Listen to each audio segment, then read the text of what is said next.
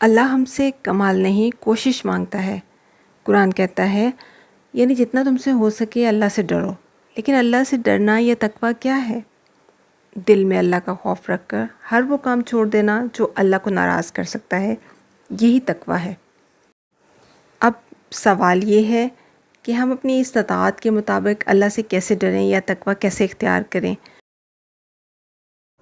مثلاً جب گھر میں کوئی تلخ بات کرے اور آپ غصہ برداشت کر لیں، یہ تقویٰ ہے۔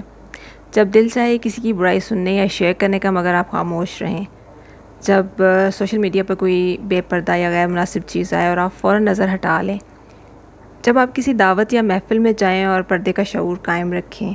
اور اگر آپ آن لائن یا آف لائن بزنس کر رہی ہیں اور جھوٹ بول کر سیل بڑھانے کا موقع ہو لیکن آپ سچ بولیں، یہ سب تقویٰ کی مثالیں ہیں۔